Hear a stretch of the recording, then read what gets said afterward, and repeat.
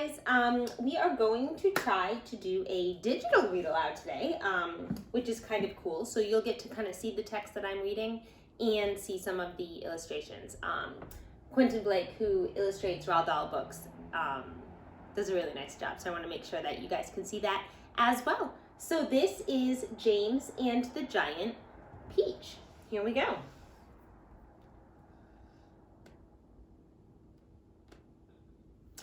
Until he was 4 years old, James Henry Trotter had had a happy life. He lived peacefully with his mother and father in a beautiful house beside the sea. There were always plenty of other children for him to play with, and there was a sandy beach for him to run around on and the ocean to paddle in. It was the perfect life for a little boy. Then one day, James's mother and father went to London to do some shopping, and there a terrible thing happened. Both of them suddenly got eaten up, in full daylight, mind you, and on a crowded street, by an enormous, angry rhinoceros, which had escaped from the London Zoo. Now this, as you well can imagine, was a rather nasty experience for such two gentle parents. But in the long run, it was far nastier for James than it had been for them.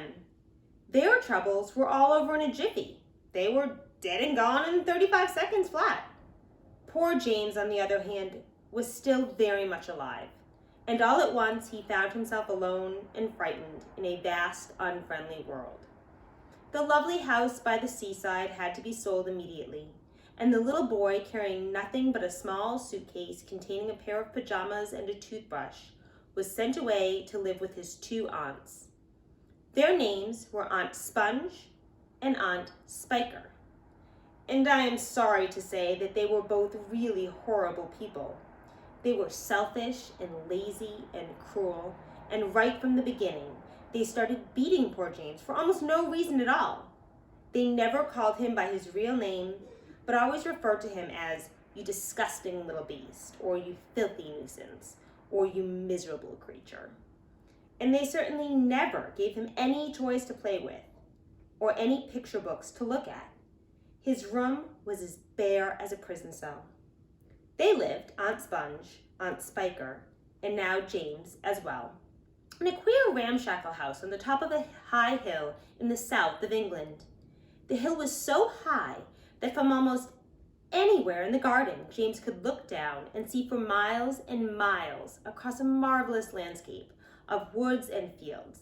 And on a very clear day, if he looked in the right direction, he could see a tiny gray dot far away on the horizon, which was the house that he used to live in with his beloved mother and father. And just beyond that, he could see the ocean itself, and a long, thin streak of blackish blue, like a thin line beneath the rim of the sky. But James was never allowed to go down off the top of that hill.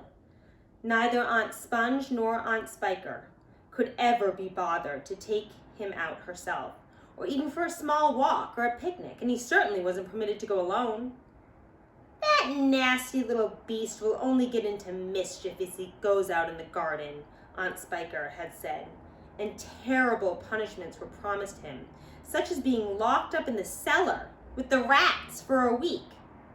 And if he even so much as dared to climb over the fence, the garden, which covered the whole of the top of the hill, was large and desolate, and the only tree in the entire place, apart from a clump of dirty old laurel bushes at the far end, was an ancient peach tree that never gave any peaches. There was no swing, no seesaw, no sand pit, and no other children were ever invited to come up the hill to play with poor James. This wasn't so much of a dog or a cat around to keep him company, and as time went on, he became sadder and sadder, and more lonely. He used to spend hours every day standing at the bottom of the garden, gazing wistfully at the lonely but forbidden world of the woods and fields and ocean that spread out below him like a magic carpet. Chapter 2. After James Henry Trotter had been living with his aunts for 3 whole years, there came a morning when something rather peculiar happened to him. And this thing, which I say was only rather peculiar, soon caused a second thing to happen, which was very peculiar. And then the very peculiar thing, in its own turn, caused a really fantastically peculiar thing to occur. It all started on a blazing hot day in the middle of the summer. Aunt Sponge, Aunt Spiker, and James were all out in the garden. James had been put to work as usual. This time he was chopping wood for the kitchen stove. Aunt Sponge and Aunt Spiker were sitting comfortably in deck chairs nearby, sipping tall, fizzy glasses of lemonade and watching him to see that he didn't stop work for one moment. Aunt Sponge was enormously fat and very short. She had small, piggy eyes and a sunken mouth with one of those white, flabby faces that looked exactly as though it had been boiled. She was like a great, white, soggy, overboiled cabbage. That sounds lovely. Aunt Spiker, on the other hand, was lean and tall and bony, and she wore steel-rimmed spectacles fixed to the end of her nose with a clip. She had a screeching voice and long, wet, narrow lips, and whenever she got angry or excited, little flecks of spit would come shooting out of her mouth as she talked. And there they sat, these two ghastly hags, sipping their drinks and every now and again screaming at James to chop faster and faster. They also talked about themselves, each one saying how beautiful she thought she was. Aunt Sponge had a long-handed mirror on her lap, and she kept picking it up and gazing at her own hideous face. "I look and smell," Aunt Sponge declared, "as lovely as a rose. Just feast your eyes upon my face and observe my shapely nose. Behold my silky locks, and if I take off both these socks, you'll see my dainty toes. But don't forget," Aunt Spiker cried, "how much your tummy shows." Aunt Sponge went red. Aunt Spiker said, "My sweet, you cannot win. Behold my gorgeous curvy shape, my teeth and charming grin. Oh, beauteous me, how I adore my radiant looks, and please ignore the pimple on my chin." "My dear old trout," Aunt Sponge cried out, "you're only bones and skin.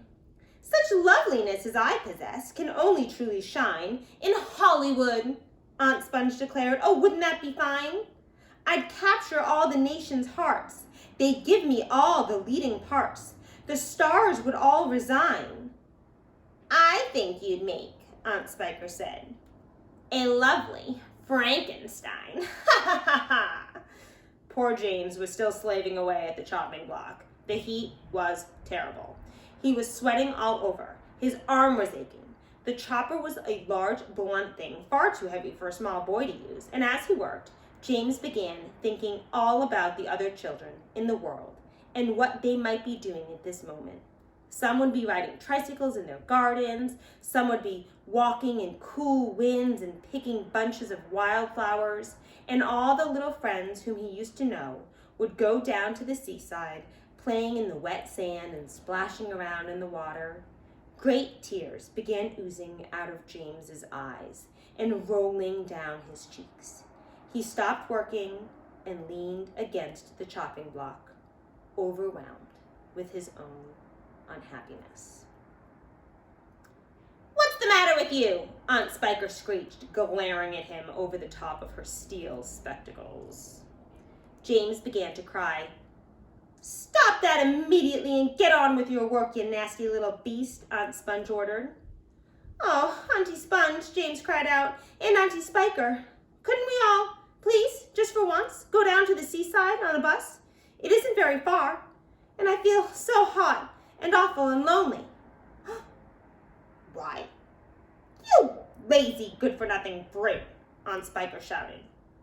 "Beat 'em," cried Aunt Sponge. "I certainly will," Aunt Spiker snapped. She glared at James, and James looked back at her with frightened eyes. I shall beat you later on in the day, when I don't feel so hot, she said. And now, get out of my sight, you disgusting little worm, and give me some peace. James turned and ran. He ran as fast as he could to the far end of the garden and hid himself behind that clump of dirty old laurel bushes that we mentioned earlier on. Then he covered his face with his hands and began to cry and cry.